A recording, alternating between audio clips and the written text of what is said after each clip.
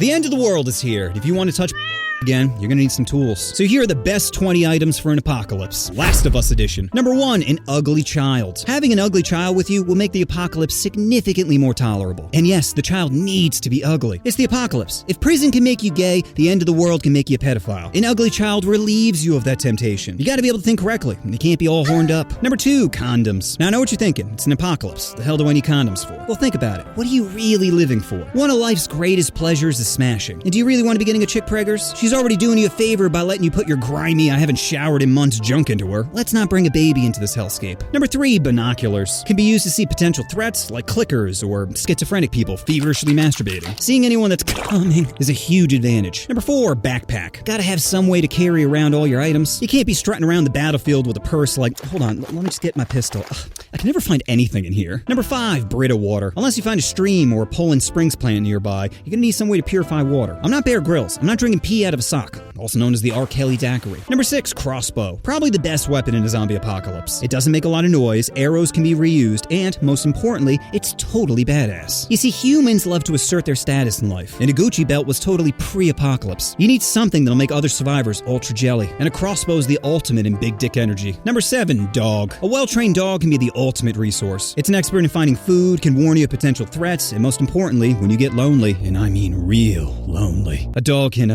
fill the void, if you catch my drift. All you need to do is close your eyes, put on a little bit of peanut butter, and voila, you're now being rescued by Angela White. Number 8, duct tape. Thousands of uses for duct tape. Repairing items, making weapons, kinky way to spice up your love life. There are almost unlimited uses for it. The only downside is, like a hamster's pussy, it isn't reusable. Number 9, first aid. I can't believe humans ever survive without first aid. Like, imagine being the first settlers here in America, traveling on a ship for months across dangerous and rough seas, feeling the overwhelming joy as you see land, knowing you made it, only to die from a splinter that gets infected. Before modern medicine, everything killed people. So a first aid kit may be the only way you're touching again. Number 9, flashlight. A flashlight is like having a superpower, except just like you and a 5'5" big titty Asian, it won't last long. Let's just say it's one of those flashlights that you can jerk off to make work. I believe they're called wank lights, with the slogan being, do you need a hand? Number 10, flint and steel. Keep it fire! One of the most crucial aspects of survival. Used for cooking, keeping you warm, roasting your enemies. Everybody, look at Billy's amputated leg. Hobbling ass bitch. Number 11, hiking boots. If an apocalypse happens, the first place I'm headed to is Foot Locker. Food and medicine is for suckers. That's what everyone's going for. You need something just as useful with less risk of getting shanked in aisle 3. Feet are our foundation, and our foundation must have good support. I still think food is more important. What are you talking about? You can grow food. You can't grow a pair of Timberlands. Number 12, a knife. Another S-tier item. To survive, you'll need a knife for everything. Hunting, cooking, defense, camping. The only issue is you have to keep sharpening it. But there's no internet porn, so at least 13 hours of your day are now free to do other things. Number 13, music player. Some of you might say this is useless, but again, think about what you're living for. Having some tunes at the end of a grueling day can do wonders for your mental health. Okay.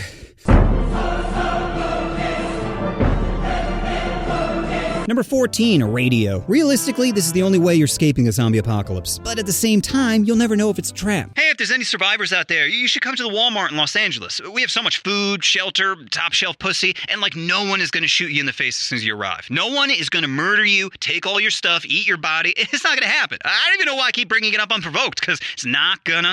Another one. Number 15, shotgun. A shotgun is like the big dick of guns. It's great in select circumstances, but most of the time it's just a hassle to carry around. Number 16, sleeping bag. Bitch, you cold-blooded? No? Well, then your ass is gonna need a sleeping bag. Think of a sleeping bag like a condom for your body. You could raw dog the ground, but it's wet and you'll probably catch something. Number 17, a tent. It sounds useful, but it's a zombie apocalypse, and your paranoia is gonna be at max. Any sound could be a squirrel, a clicker, or someone looking for a butt buddy. Number 18, toilet paper. You know what Oprah always says, happy butthole, happy life. Number 19, toothbrush. Now, I do find it attractive when a girl removes her dentures, but it's gonna be hard to find applesauce in an apocalypse, so you're probably gonna need teeth. Number 20, pistol. It's useful, but if you're running out of bullets, you'll be like me trying to get my girl pregnant, shooting blanks. But even with no bullets, it's still a great deterrent. If someone's pointing a gun at your face, what are you gonna say? Psh, I bet there's no bullets. Oh, I was wrong. Oh, I was so wrong. So those are the best items you can have if you want to survive in The Last of Us. If I've missed any, it's because I've never seen the show. Like I mentioned in my Evil Thoughts video, I don't like looking at ugly people. And you know what's better than being a main character on a hit HBO show? Not having Down syndrome face.